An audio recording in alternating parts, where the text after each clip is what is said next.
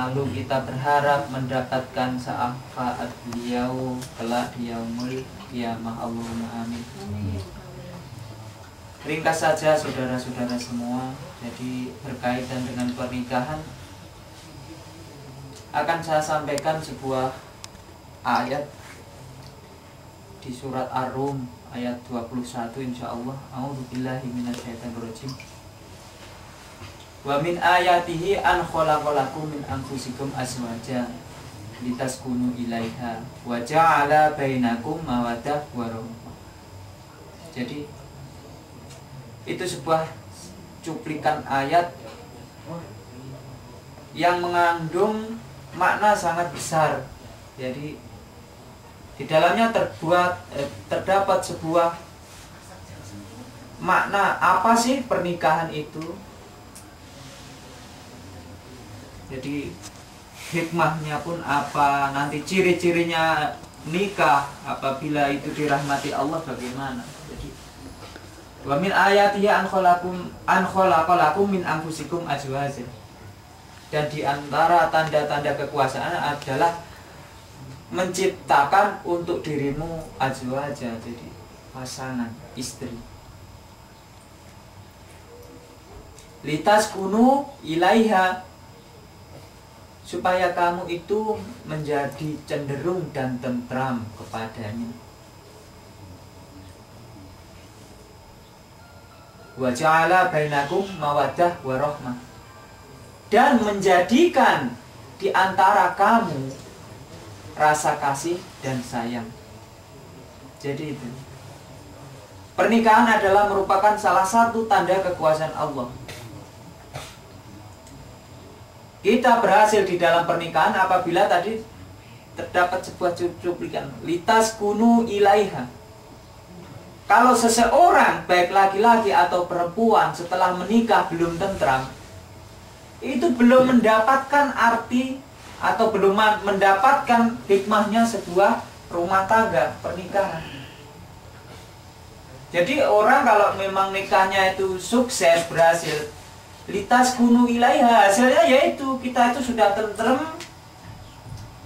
merasa senang kepada pasangan kita, bukannya pernikahan menjadi tambah masalah. Jadi itu sedikit. Wa ja'ala bainakum mawaddah wa rahmah, dan sebuah ikatan pernikahan yang diniatkan dengan ikhlas karena ibadah kepada Allah,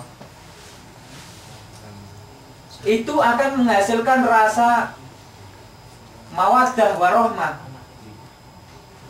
Jadi pasangan suami istri apabila benar-benar nikahnya itu ikhlas karena Allah, akan benar-benar ada rasa kasih sayang di antara keduanya. Seorang suami istri itu orang lain, sama sekali nggak ada hubungan apa-apa. Tapi karena kekuasaan Allah, kenapa kita bisa menjadi timbul rasa peduli, rasa sayang? Ini kan suatu hal yang perlu kita cermati. Wong dia itu orang lain loh. Kok bisa saya perhatikan seperti ini?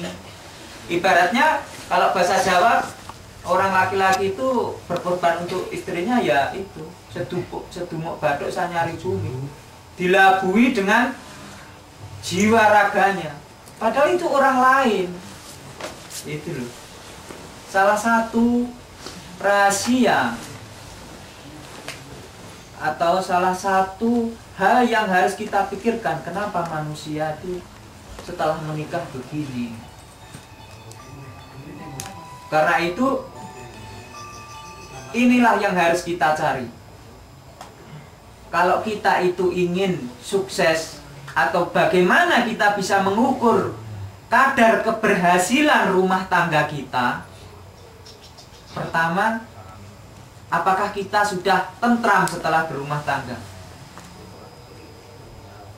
Kalau sesudah berumah tangga masih ngincar terus sama agasi-agasi Korea, agasi-agasi di Hong Kong, dipertanyakan itu, saya ini berhasil atau belum? Kok setelah menikah masih ngincer yang lain? Lah ini Ini yang harus dicari, apa permasalahannya. Apakah saya yang serakah, misalnya seorang laki-lakinya, apakah kedua istrinya yang kurang bisa memberi ketenangan kepada suami sehingga kok suami jadi begini. Jadi ya, ini masalah yang harus dicari. Yang kedua, pertama tadi kan sudah tentram ya. Kedua, benar-benar timbul rasa kasih sayang di antara suami istri itu. Itu rasa kasih sayangnya itu sudah benar-benar atau belum? Itu yang perlu dicari. Masalahnya ada sebuah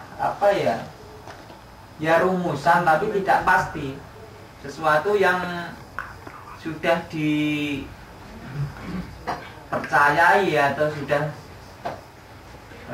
disetujui oleh khalayak ramai.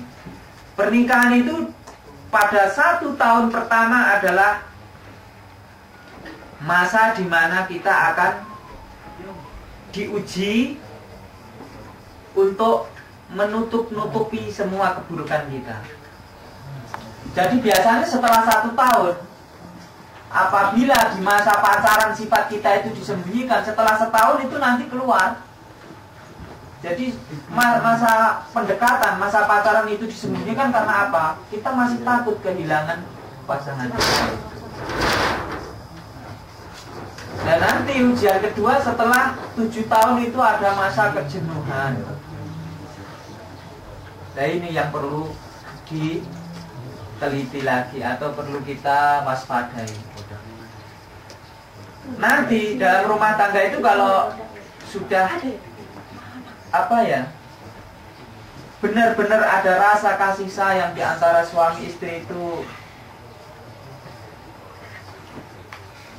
benar-benar karena Allah. Insya Allah setelah masa 1 tahun sudah tampak sifat asli istri saya, sudah tampak sifat asli suami saya. Setelah 1 tahun kasih sayang itu tetap. Jadi itu namanya kalau sudah mawaddah warohmah. Jadi ikhlas betul. Di masa-masa awal istri itu kalau malam rajin bermake up. Tapi setelah tahun kedua ya nggak tahu. Tapi insya Allah kalau niat nikahnya itu memang karena Allah, ya nggak jadi soal. Kita akan timbul rasa pengertian yang banyak terhadap pasangan kita. Jadi, wah suami saya begini, kok suami saya dulu itu rajin pakai deodoran, sekarang habis kerja baunya seperti ini. Lah kalau pengertian ya insya Allah mengerti, wah suami saya capek, saya lah yang ngasih wangi-wangian. Sebaliknya begitu. Nah itu jadi untuk mengukur kadar pernikahan pertama ya tadi kita tentrem, jadi pikiran udah nggak guncang ya kesana kemari. Yang kedua, timbulnya rasa kasih sayang yang benar-benar tulus. Jadi setelah setahun nanti tampak sifat-sifat asli yang belum pernah Anda ketahui sebelum menikah, Anda akan menyadari dan memaklumi bahwa manusia memang punya sisi-sisi kekurangan yang tidak bisa dihilangkan. Itu hal pertama untuk mengukur keberhasilan rumah tangga. Terus kedua yang akan saya sampaikan, bagaimana sih Kang Hasim supaya kita itu bisa mencapai rumah tangga bahagia itu? Yang pertama, nikah adalah supaya bisa bahagia itu niatan dulu. Kalau kita orang Islam, niat pertama nikah itu karena menjalankan perintah